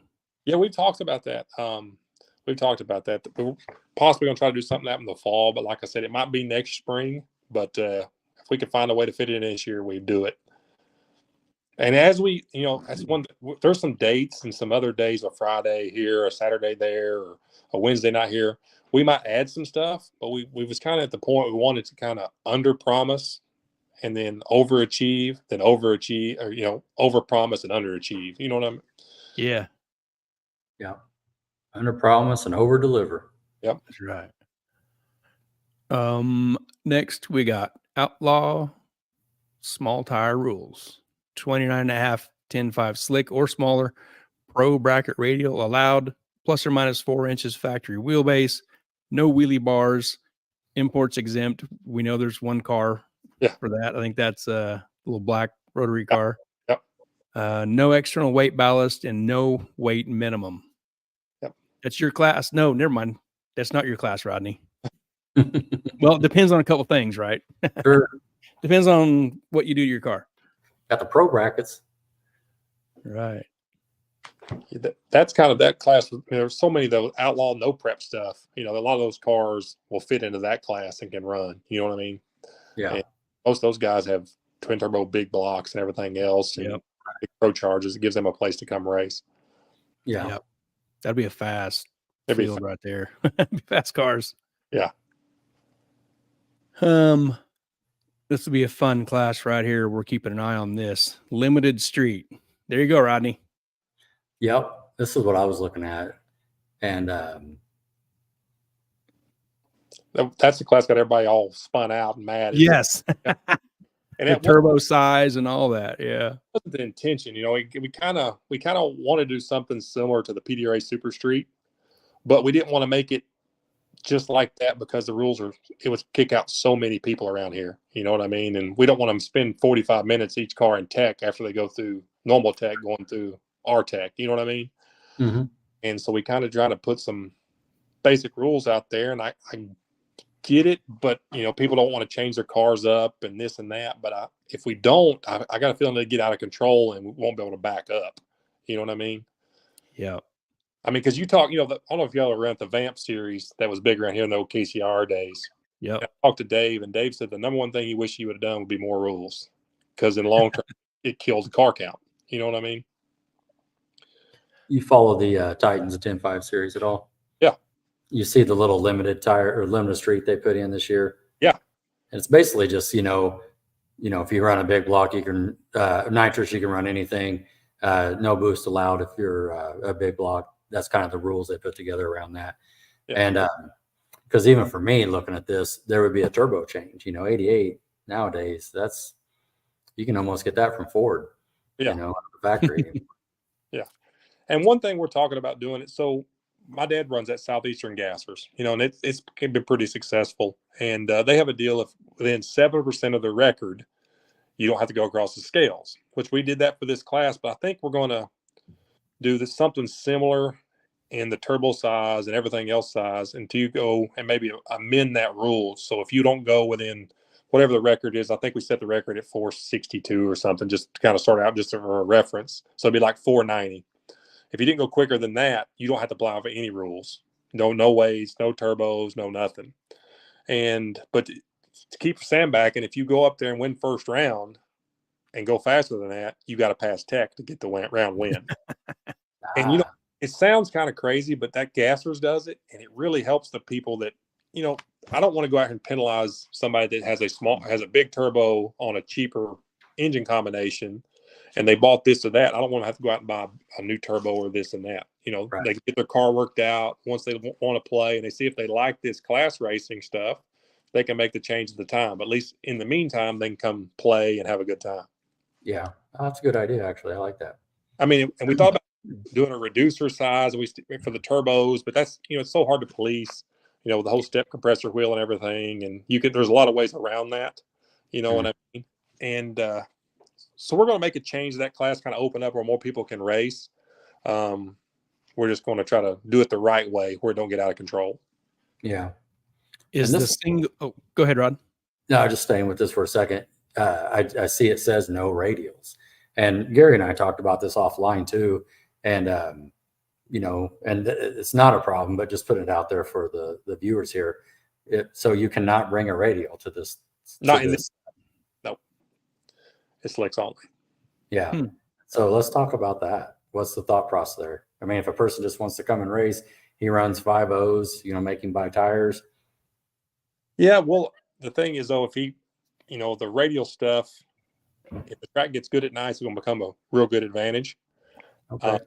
And the slick, it's going to go away as the night goes on. You know what I mean? It's not going to have as big of an advantage as the radial does as the track gets cooler and gets tighter and stuff. Sure. We just felt like the slick would kind of even it out and give a little more parity to the class. For this class, that's the main thing with this class. We want it to be somewhat of a limited class where it's going to get out of control. I mean, it just is. But it's his best shot starting out. Yeah. Good answer. Is that single turbo size going to stay in 88? I'm not sure. Okay. We're trying to figure out how the right way to word that and kind of where everybody can come race. I think there's going to be, here's what I'll say. There's going to be ET that you're going to have it, but it's going to be pretty fast. You know what I mean? If you go in here and try to blow the class out of the water, you're going to get hit with the turbo rule. Sure. Yeah. Because I see the twin turbo. I was looking at this when this stuff came out. Twin turbo small block 76 millimeter max. I was looking on Forced Induction's website, and they got some really nice billet 76s. Yeah. Yeah. I know. And I'm sure they'll make a lot of power. So that, that's what everybody thought, kind of was saying about that. But there was an 85 millimeter last year at PDRA in Super Street at 150 pounds heavier, went 452. Yeah. I mean, so I don't Yep. think the class around here will get that fast the first race or two, but I don't want it to be out there and there'd be such a huge gap in one cars to the next that people don't want to come back. Right. Yeah, we get it. Because I think that's what happened is kind of doing in some of the low car count and some of the no prep stuff, because there's the guys that run up front are, they got fast stuff. Not that everybody else isn't fast, but there's a pretty good gap from the top 5 to the next 5. You know what I mean? Yeah. Your chance of getting that guy is if they make a mistake. Exactly. Yeah, they hit the tires. And Go ahead. What about your outlaw class? What do you think it's going to run? Oh, I think it's going to be teens and 20s. I think so too. That sounds reasonable. Yeah. I think this class will be 40s and 50s. I really think it will be. That's kind of what I think it will be. I mean, I know it's not going to be there the first race, but I think it's going to be there pretty quick. And I think it's going to be there faster than we realize. Right. Because races are racers. Everybody reads those rules, and they might not say it, but there's people building cars to take advantage of those rules. As simple as that. You bet. Yeah, it looks like a great class. Yeah, I've got a boosted big block, so there was no way to police without having a lead trailer behind them, so I didn't really know. Right. And it's a pretty heavy car too. Yeah.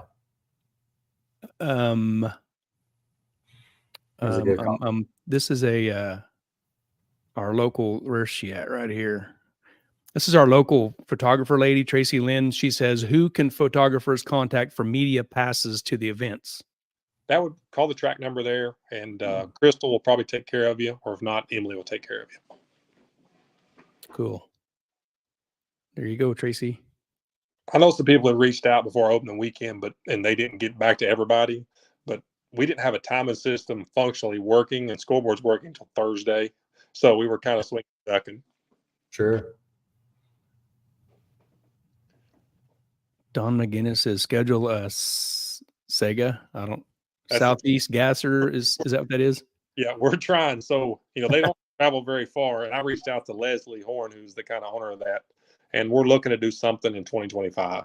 But I will have my dad's Gasser out here shortly, making some runs. We'll have some fun with it out there. So there will be a Southeastern Gasser legal car out there running some here pretty soon. Cool. I'm surprised I put that together. That's like a video game from the 80s, isn't it? Yeah. Sega. Yeah. Sega. Yeah. I'm that old. So are you, Rodney? Hey, now. Jared Johnston says our X275 car fits perfect in limited street. PDRA shows the competition can get reeled in with the slick, and we know how fast Jared's car is. Sure. Uh-oh. We lost him for a second. Yeah. Back. Crew. But no, these are great questions. Let's talk about the class, because we talked about it before offline, just working through it, and I think this is going to be a huge class, and I think like he's saying, 50s will probably come out and see what happens, and there's some fast cars around here. Yeah, and people that are watching, don't go nowhere. He'll be right back. Just a little glitch there. He's coming back right here. He blinked on me. What happened? That's all right. No, but we were just talking about the rules. It's a great package. We'll see how it shakes out the first races. I think you're spot on the 450, 440 class. And I think the slick will help keep parity. I really do. I think it'll help a little bit. Okay. Travis, yep. What is the lockup rule? There's no lockup allowed and limited. Perfect. Oh, okay. Yep. Well, there you go. This is Andy McGinnis says, would like to have a test and tune the Friday before the first bracket race to make license passes before the race. Yeah, that might be a possibility. The Round Track has something, I think that weekend's why the first one don't have it on there. But if there's any way we can have it the night before, or, all the races, we're going to try to have a test and tune. Very cool. Cool. Rodney, you got anything else on the limited stuff here? You want to squeezing for some tweaks and some twists No, and tweaks? well, what kind of kicked me is when he was talking about, hey, as long as you don't go out there and run a 30, I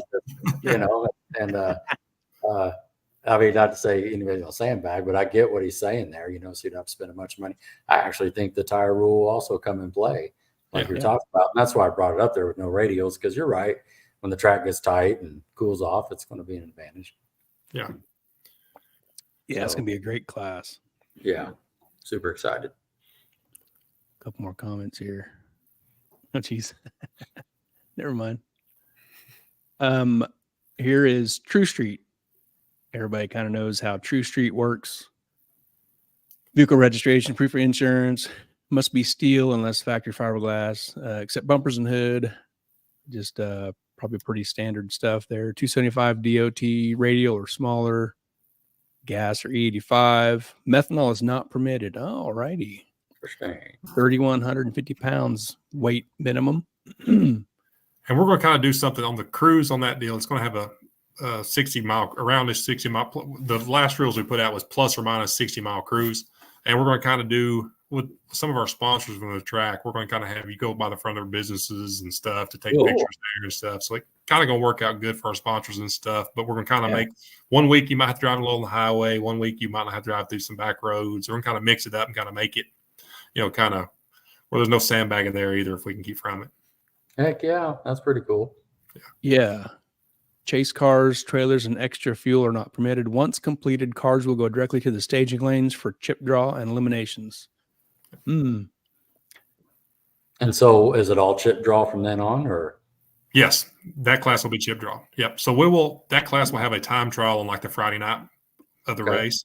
Where the heads up classes will get 2 qualifiers on Friday night. They will get basically 2 time trials on Friday night, and then they'll do their cruise on Saturday morning and then go right into first round. Okay. Cool. And you got a 580 index and a 650 index, and I think everybody knows how index stuff works. Man, those are popular, and there's a lot of cars for those, and it helps the whole day. Yeah, it kind of keeps more cars the better, but it also keeps a filler when you start going rounds. You have cars continue to run. You bet. Devin Brown is watching. Hey, Devin. Here's one for you, Gary. Yep, I just seen that. That's Troy Aves, a local racer here in Wichita. He's asking about fiberglass deck lid ? For the True Street class. Yes. Yeah. I think we actually put I'll send them to you when we get off here. So we got a last rules update. I think you can have the hood, basically just like on any True Street class, the basic stuff. Yeah. Trunk, bumper, hatch. I mean, if you make 3,150. Yeah, it don't matter. You know what I mean? On that kind of stuff. Yeah. True Street. Jared says True Street, thumbs up. Heck yeah.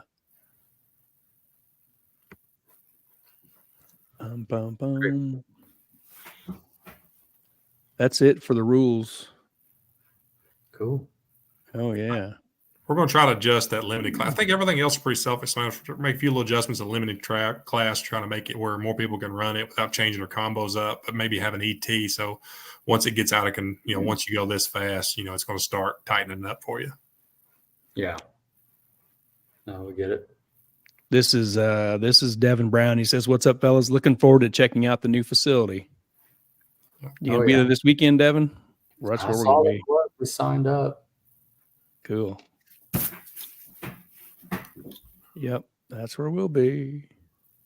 Yeah, I think we're gonna have a good car count this weekend. I think it'll be a really good race for everybody. Oh, that's great. We're looking forward to it. We got gypped on our Texas trip, and we're itching to go somewhere. Yeah.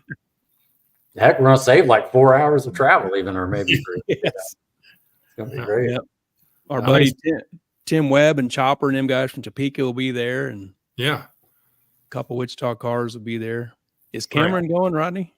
Man, I don't know. I didn't see anything that he posted anything, but he could slide down there. You know what I mean? Yep. But good stuff. Okay. That's Devin. Devin will be there. Yes, sir. He says. Sure. Very cool. Very good. Very good. Yeah. So just talking through it here, Blake, we're working through the photos and the schedule and that sort of thing. Of course, everybody just nothing bad to say about what's going on. You guys done a phenomenal job and that sort of thing.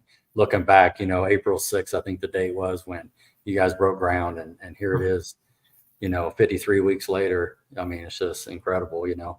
And but like, this is part of the show that like we want to turn it over to you, and like just anybody, you know, you want to thank coming in with the track, yourself, you know, your business, Track sponsors, anything. Yeah, I mean, we're still working on all that stuff, but they, you know, the man Scott Higgs, you know, he's the one that done everything since day one. He has a couple of companies, Logan Manufacturing, you know, he's got a company, they build, you know, truck beds, work beds and stuff like that. Quick Performance come on real early. Gears Unlimited is one of our lane sponsors. NSK Customs, they are a lane sponsor as well. Central Power Systems, Bumgardner Race Cars, Ty, Bulldog Blowers has come in and done a lot for us. I mean, it's weird. Everybody you talk to wants to be a part of it, and it's just really cool. Impact Signs, they did our video boards. They did great for us.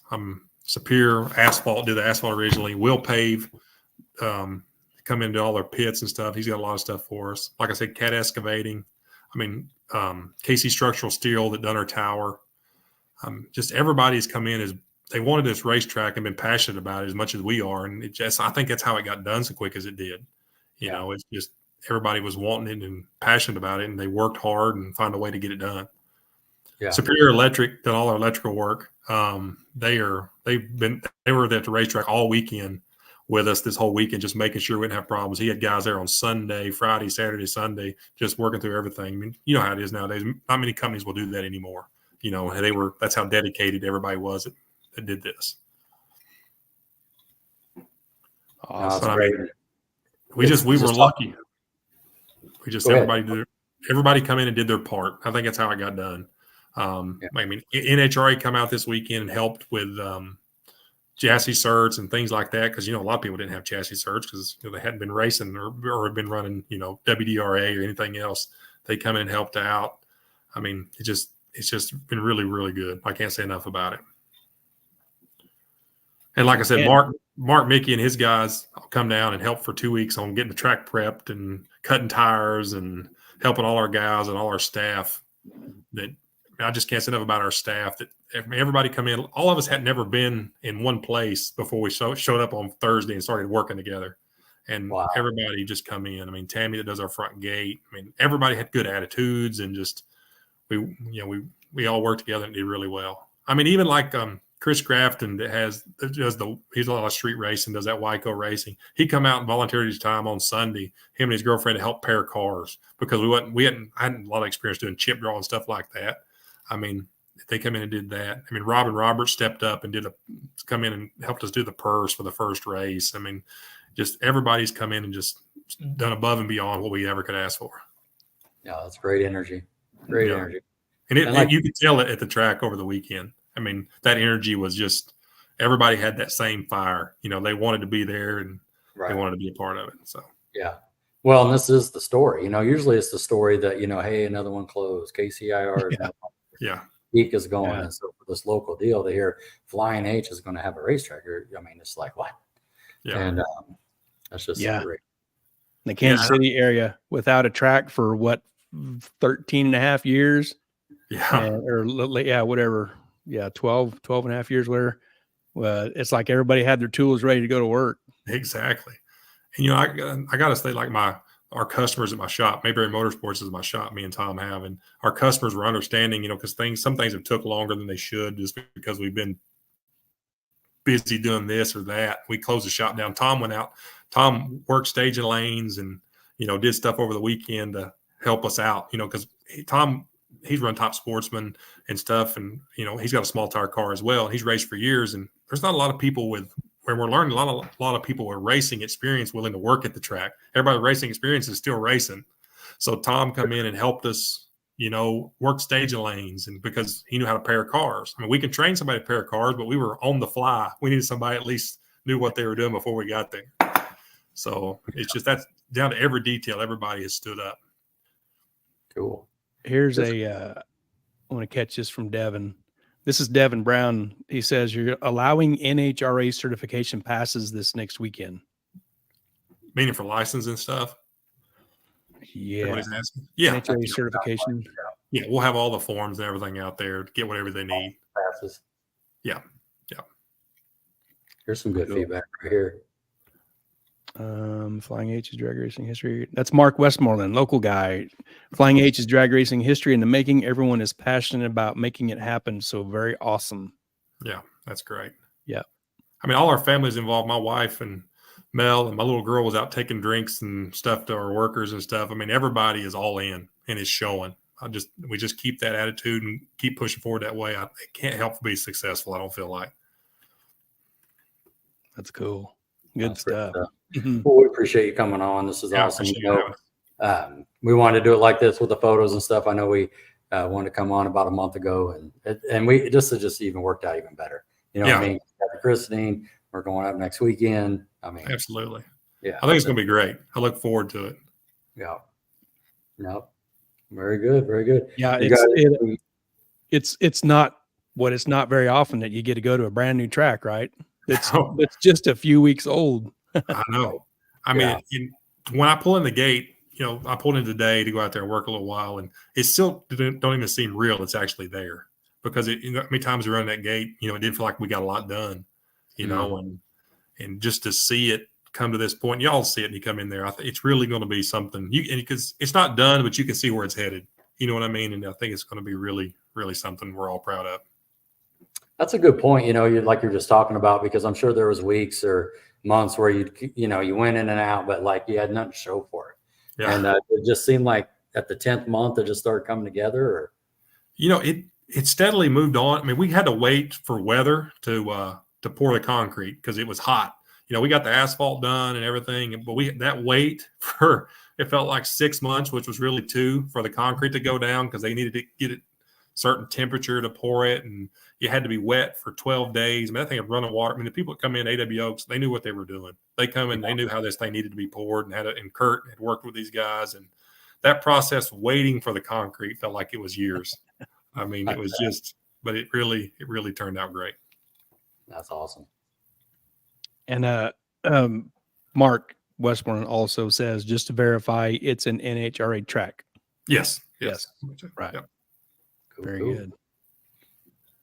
Awesome. Now, just speaking of that, I was just thinking about this. I'm good to go with all my stuff, but my cert will run out in June. Will there be someone there if I wanted to do something? Yes. Yep. Like your chassis cert, Rod? Yeah. Just for the little sticker on the side.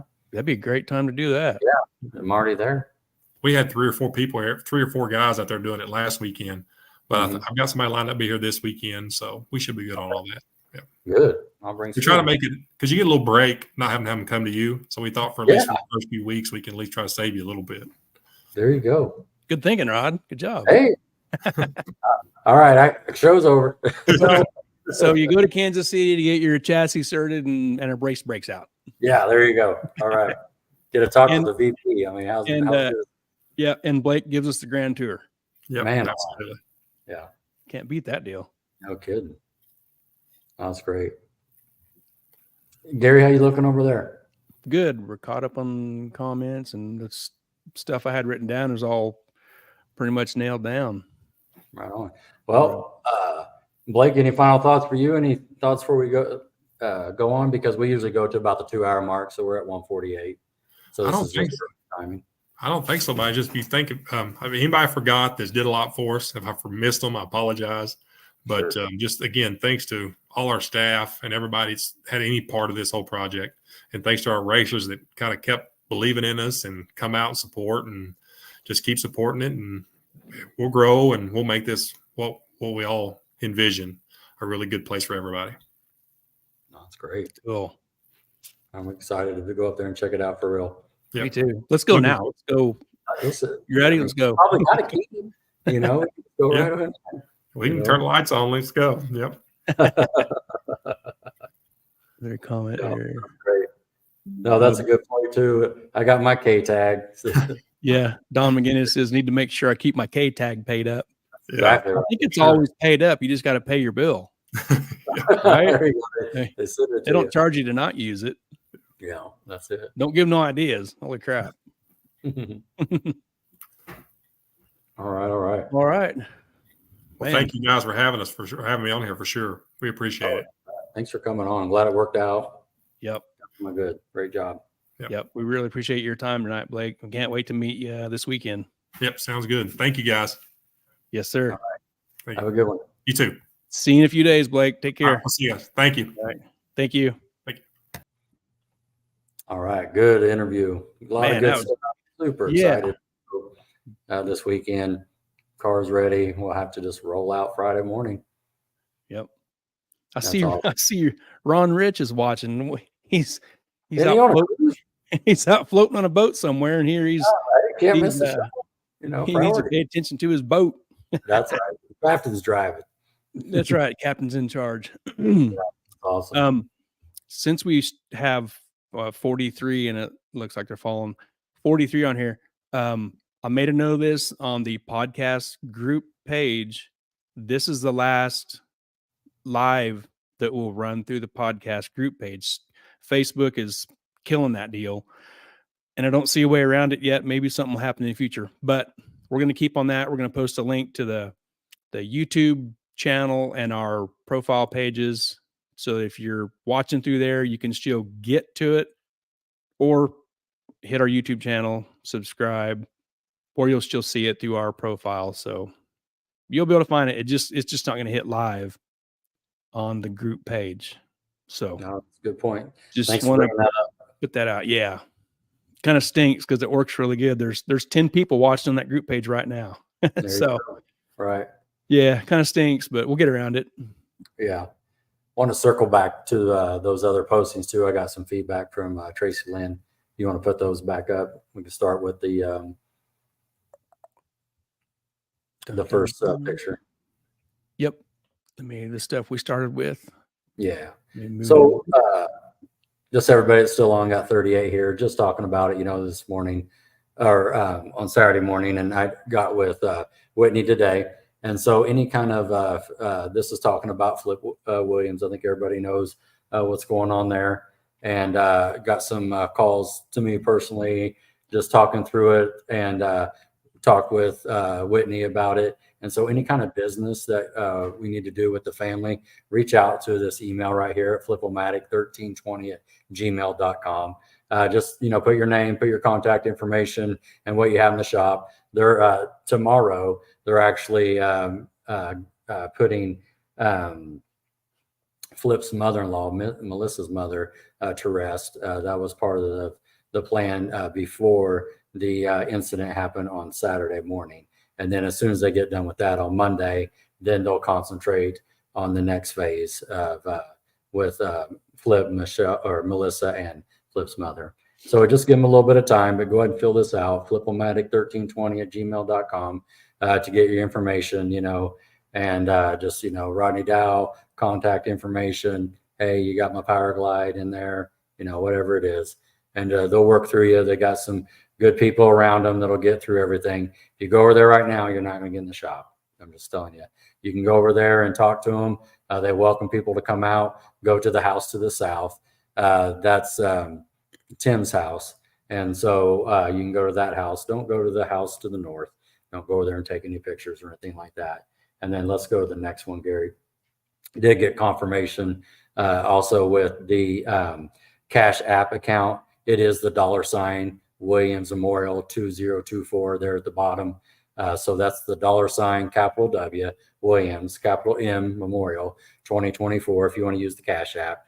And this is for the memorial. And then, of course, if you want to deliver in person, you can go to Dirt Road Auto and Diesel LLC over there in Rose Hill, 1734 North Lone Road, 9 to 5. Get with Mariah there. They got the phone number there, 558-7216.